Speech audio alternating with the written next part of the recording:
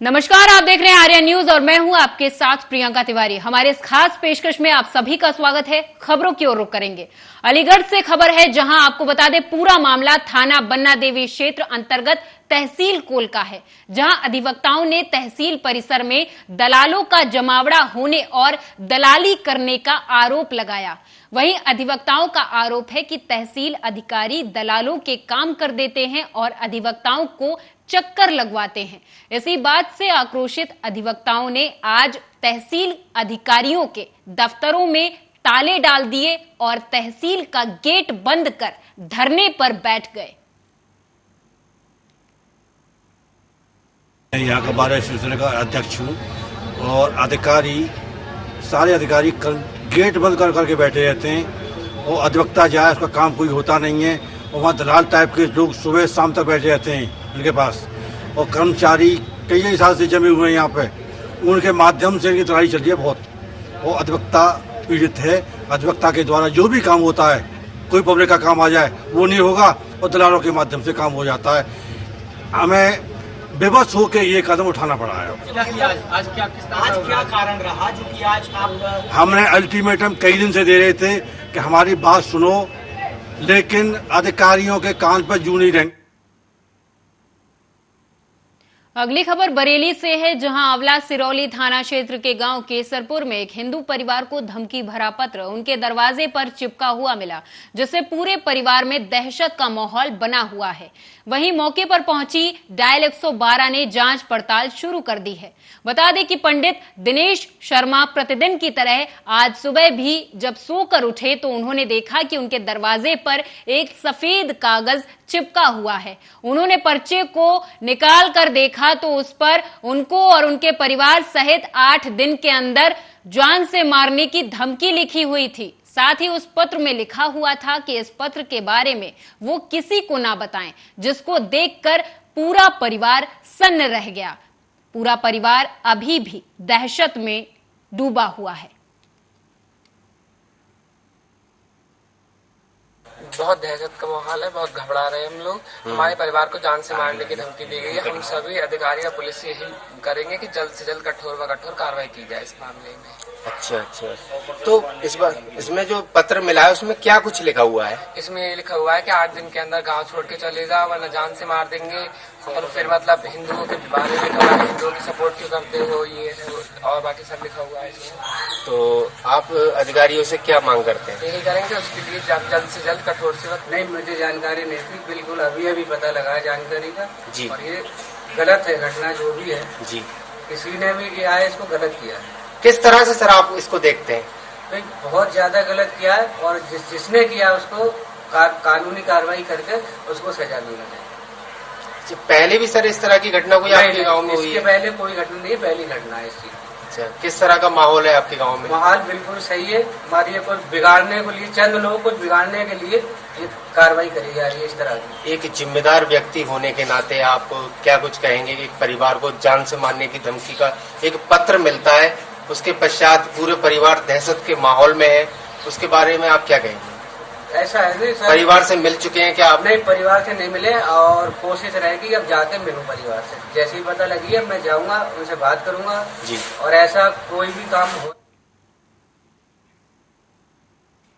जौनपुर से खबर है, जहां क्षत्रिय शक्ति संगठन की स्थापना 12 दिसंबर 2021 को हुई थी। 30 जून 2022 तक इस संगठन द्वारा 5 गरीब क्षत्रिय लड़कियों के विवाह में 11,000 रुपए का आर्थिक सहयोग दिया गया। इसके अतिरिक्त स्वर्गीय राहुल सिंह के परिवार को 25,000 रुपए का आर्थिक सहयोग दिया गया।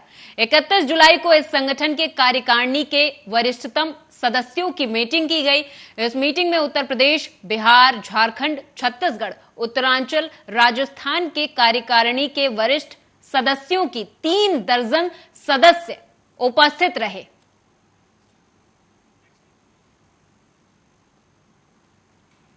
आज लखनऊ में आयोजित कैबिनेट की बैठक में सीमा विस्तार का प्रस्ताव पास हुआ, तो वहीं इसे लेकर चेयरमैन गीता सिंह और प्रतिनिधि रामगोपाल सिंह को बधाई देने वालों का तांता लग गया।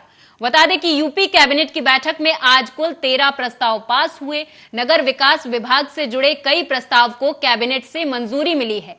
कैबिनेट ने 3 नगर पंचायतों के विस्तार का फैसला लिया है। साथ ही वाराणसी नगर निगम की सीमा के विस्तार का भी फैसला लिया गया है।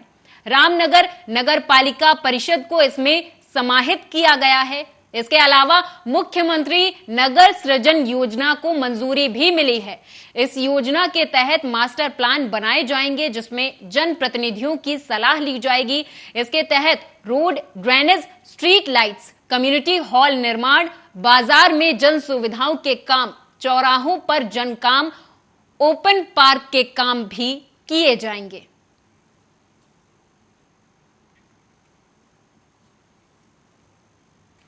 मामला फतेहपुर जनपद के बकेवर से कुडनी जाने वाले मार्ग का है। यह मार्ग बकेवर से सीधे कानपुर को जोड़ता है, पर इसकी हालत इतनी खराब है कि पैदल चलना मुश्किल है। साथ ही ये समझ ही नहीं आता कि रोड पर गड्ढे हैं या गड्ढों पर रोड, जबकि प्राइवेट साधन से लोगों का इस रास्ते पर आवागमन जारी रहता है। कई बार इस समस्या को पीडब्ल्यूडी विभाग को अवगत भी कराया गया, लेकिन पीडब्ल्यूडी विभाग की तरफ से कोई भी ध्यान नहीं दिया गया। बारिश के मौसम में रोड में समझ ही नहीं आता कि रोड है भी या नहीं। रोड से गुजरने वाले राहगीर आए दिन गिरकर घायल होते रहते हैं। इस रोड पर चलने वाली प्राइवेट बसों का हाल बेहाल रहता है। रोड सही न होने से बसें खराब होती रहती हैं, जबकि जनता द्वारा चुने गए जनप्रतिनिधि इस मार्ग से गुजरते हैं, पर शायद उन लोगों की तरफ से रोड पर कोई ध्यान दिया ही नहीं जा रहा। आपको बताते चले कि सरकार लगातार रोड गड्ढा मुक्त होने की बात कहती है, पर ऐसा नहीं है। अब देखना यह है कि इस रोड का मरम्मतीकरण आखिर कब होगा।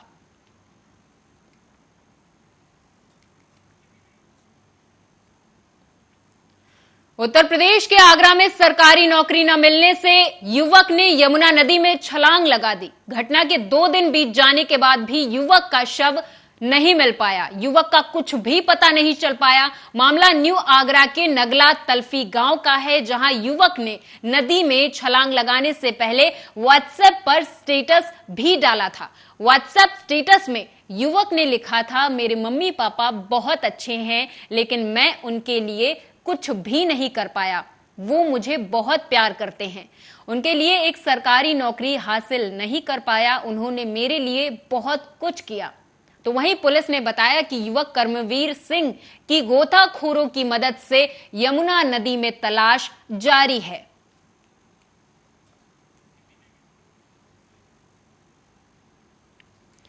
अगली खबर लखीमपुर खीरी से है, जहां 11,000 विद्युत लाइन के तार की चपेट में आने से युवक की जलकर मौत हो गई। 11,000 लाइन के जर्जर तार के टूटने से यह हादसा हुआ है। बता दें आपको कि मैकलगंज बाईपास स्थित खेत में बने ट्यूबवेल के पास 11,000 विद्युत लाइन की तार की चपेट में आने से यह हादसा हुआ है। स्थानीय पुलिस प्रशासन मौके पर मौजूद है। मृतक युवक की अभी तक कोई शिनाख्त नहीं कर पाया है।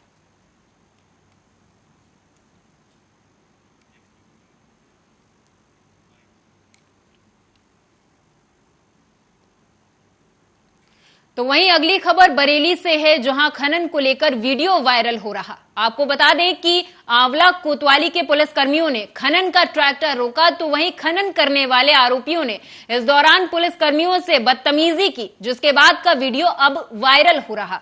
बता दें कि दबंग ट्रैक्टर ट्रॉली को थाने ले जाने से रोक रहा था।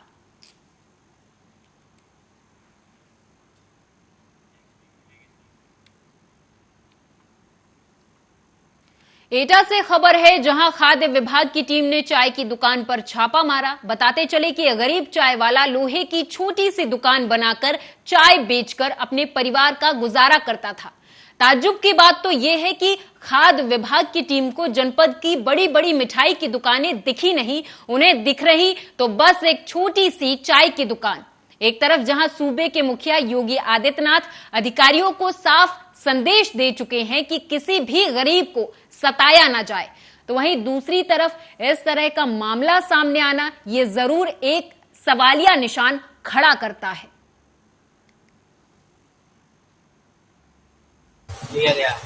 आज एक शिकायत प्राप्त हुई थी कई दिनों से। उसके बारे में हम जरा आज आए थे चाय की दुकान पर। तो ये एक चाय बनी हुई उसका हमने यहाँ सैंपल कलेक्ट किया है, उसको जांच के लिए भेजा जाएगा। जो रिजल्ट आएगा उसके बाद उस पर कार्रवाई की जाएगी। तो वहीं सैदपुर तहसील के भीमापार गांव में नागपंचमी के मौके पर बाबा बटेश्वर नाथ मंदिर स्थित अखाड़े में मंगलवार को आयोजित स्वर्गीय बाला सिंह स्मारक कुश्ती प्रतियोगिता में दर्जनों गांव से आए पहलवानों ने दांव आजमा कर अपनी कला का प्रदर्शन किया। इस कुश्ती में छोटे छोटे पहलवानों ने भी जमकर दांव पेच आजमाया। जब पहलवान अपने प्रतिद्वंदी को पटखनी दे रहे थे तो तालियों की गड़गड़ाहट से अखाड़ा गूंज रहा था। पंचमी का ये पर्व होता है, ये हमारे यहाँ मतलब बहुत खुशी से कुश्ती का एक बहुत बड़ा पर्व है नाग पंचमी का। इसके ऊपर में हर गांव में पचैया के नाम से जाना जाता है। पचैया का दंगल हर गांव में होता है और सबसे खुशखबरी की बात है कि हर गांव में ये दंगल होता है। गांव से लोग जिला से प्रदेश से कुश्तियां लड़ते हैं, लेकिन ये दंगल एक ऐसा होता है जो बाप के नाम से लड़ा जाता है। मतलब एक खुशी से लोग लड़ते हैं कि फलाना का लड़का है, ये इनका लड़का है। गाँव में आपस में ये कुश्तियां होती है, बहुत मतलब सुनकर बहुत अच्छा लगता है। बड़े बड़े दंगल भी होते हैं, लेकिन हर जितना मतलब प्रदेश में देश में जितने अखाड़े होंगे यार, सब में ये छोटी छोटी कुश्तियां ये गांव के लोगों के बीच में मतलब गांव के बच्चों पे ये कुश्ती हमारे मतलब पीढ़ी दर पीढ़ी चली जा रही है। हमारे पहले बाबा जी भी थे, फिर उनके पापा के हमारे भाई भी हैं, नेशनल में उनका मेडल भी था। वहीं से मतलब हम भी मतलब तैयारी की, वही बताई कुश्ती मतलब उसमें अच्छा मतलब है कब रही, यही मतलब उसने घर परिवार से ही। तो वहीं यूपी जनपद के सोनभद्र में सामान्य से कम बारिश होने की वजह से जिले में बहुत ही कम धान की रोपाई हो सकी। निजी साधनों से कुछ किसानों द्वारा धान की रोपाई की गई है और वो भी 20 से 25% के लगभग ही जिले में धान की रोपाई की जा सकी है। वहीं जनपद में सिंचाई के साधन बंधे और बंदियों में भी कम बरसात की वजह से पानी न होने से किसान धान की रोपाई नहीं कर पाया है। इन सभी समस्याओं को देखते हुए किसान मजदूर महासंघ उत्तर प्रदेश के संयोजक के द्वारा आज कलेक्ट्रेट पर प्रदर्शन किया गया और 5 सूत्रीय मांग पत्र प्रशासन के माध्यम से शासन को दिया गया।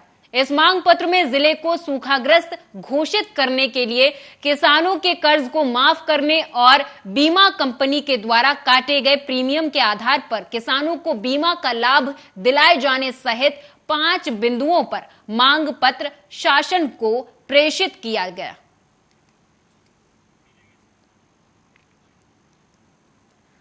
खबर गाजीपुर से है, जहां एक दर्दनाक हादसे में 2 लोगों की मौत हो गई जबकि 4 लोग घायल हो गए। गाजीपुर में मरीज लेकर जा रही एम्बुलेंस बेकाबू होकर पुल की रेलिंग से टकरा गई। इस हादसे में मरीज समेत 2 की मौत हो गई है जबकि एम्बुलेंस में बैठे मरीज के 4 परिजन घायल हो गए। हादसा नंदगंज थाना क्षेत्र के देवकली पुल पर हुआ है। बताया जा रहा है कि एक प्राइवेट एम्बुलेंस मरीज लेकर बक्सर से वाराणसी जा रही थी कि इसी दौरान ड्राइवर को झपकी आने से यह हादसा हुआ। मिली जानकारी के अनुसार मिर्जापुर जिले के रहने वाले लवकुश को इलाज के लिए परिजन प्राइवेट एम्बुलेंस के जरिए बक्सर से वाराणसी ले जा रहे थे। गाजीपुर के नंदगंज इलाके में देवकली पुल पर एम्बुलेंस बेकाबू होकर रेलिंग से जा टकराई। हादसे में मरीज लवकुश और उसकी सास रमापति की मौत हो गई है जबकि 4 परिजन घायल बताए जा रहे, जिन्हें इलाज के लिए वाराणसी भेज दिया गया है। देखिए, मारुति वैन जो कि एम्बुलेंस के रूप में प्रयोग की जा रही थी, उसको वो जा रही थी बक्सर से वाराणसी की तरफ जो है वो जा रही थी। 8 लोग उसमें सवार थे। एक डिवाइडर को ब्रिज पे डिवाइडर को टकराने से जो है वो गाड़ी पलट गई थी। 2 लोगों की मृत्यु उसमें हुई है, 6 लोग उसमें अस्पताल में भर्ती है। ये गाड़ी जो है वो पहले प्रयागराज से बक्सर गई थी एक पेशेंट को लेके और बक्सर से फिर वो वाराणसी की तरफ गई थी। इसी में ये घटना जो है वो हुई। तो वहीं अगली खबर फतेहपुर से है, जहां तेज रफ्तार कार ने स्कूटी सवार युवक को रौंद दिया। हादसे में स्कूटी सवार युवक की दर्दनाक मौत हो गई। कार सवार कार लेकर घटनास्थल से फरार हो गया। तो वहीं पुलिस ने शव को कब्जे में लेकर पोस्टमार्टम के लिए भेज दिया है। आपको बता दें, गाजीपुर थाना कस्बे की ये घटना है जहां पर एक तेज रफ्तार कार ने स्कूटी सवार युवक को रौंद दिया, जिसकी वजह से उसकी मौके पर ही दर्दनाक मौत हो गई।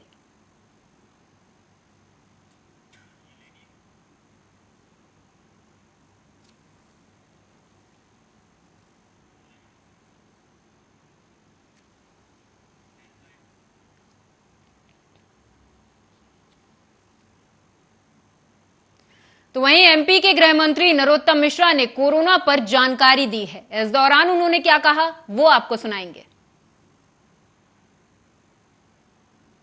पिछले 24 घंटे में संपूर्ण प्रदेश के अंदर कोरोना के 164 नए प्रकरण आए हैं, जबकि 183 लोग ठीक होकर अपने अपने घरों और गंतव्य की ओर गए हैं। प्रदेश में एक्टिव केस 1493 वर्तमान में प्रचलन में हैं। जो हमने सैंपल लिए हैं पिछले 24 घंटे में वो 5405 लोगों के सैंपल लिए गए हैं। संक्रमण दर वर्तमान में प्रदेश की 3.03 है, जबकि रिकवरी की दर हमारी 98.6 बनी हुई है। पिछले 24 घंटे में कोई भी पुलिसकर्मी संक्रमित नहीं हुआ है। वर्तमान में 12 एक्टिव केस पुलिसकर्मियों के हैं। जो पिछले 24 घंटे में वैक्सीनेशन हुआ है वो 82,058 लोगों का वैक्सीनेशन हुआ है। अभी तक जो कुल वैक्सीनेशन हुआ है वो 12,44,39,000। मध्य प्रदेश के जबलपुर में चंडाल भाटा क्षेत्र में न्यू लाइफ मल्टी स्पेशलिटी अस्पताल में सोमवार दोपहर को आग लग गई। इस हादसे में ऑफिस के स्टाफ समेत 8 लोगों की मौत हो गई। अब इस मामले में प्रदेश के चिकित्सा शिक्षा मंत्री विश्वास सारंग का बड़ा बयान सामने आया है। चिकित्सा शिक्षा मंत्री विश्वास सारंग ने कहा कि हमारी ओर से हर अस्पताल संचालक को हर तरह की सेफ्टी नॉर्म्स का पालन करने के निर्देश दिए गए हैं। हमारी ओर से स्पष्ट निर्देश हैं कि सेफ्टी नॉर्म्स का पालन करने पर ही अस्पताल का संचालन हो सकता है। तो वहीं फायर सेफ्टी ऑडिट के पहले से भी सभी को निर्देश दिए गए हैं। सरकार की तरफ से हर अस्पताल को, हर संचालक को ये निर्देश है कि सभी तरह के सेफ्टी नॉर्म्स का वो पूरी तरह से पालन करें। और ये एक प्राइवेट हॉस्पिटल में जबलपुर में आग लगी है। माननीय मुख्यमंत्री जी ने डिविजनल कमिश्नर की अध्यक्षता में एक समिति गठित की है। वो पूरी जांच रिपोर्ट देगी, उसके बाद ही कहना उचित होगा कि क्या लापरवाही थी, क्या कमी थी और किस कारण से आग लगी। हमारी तरफ से स्पष्ट निर्देश हैं, हर तरह के सेफ्टी नॉर्म्स और उसके सभी तरह के सर्टिफिकेशन लेकर ही अस्पताल का संचालन हो सकता है। यदि उसमें कोई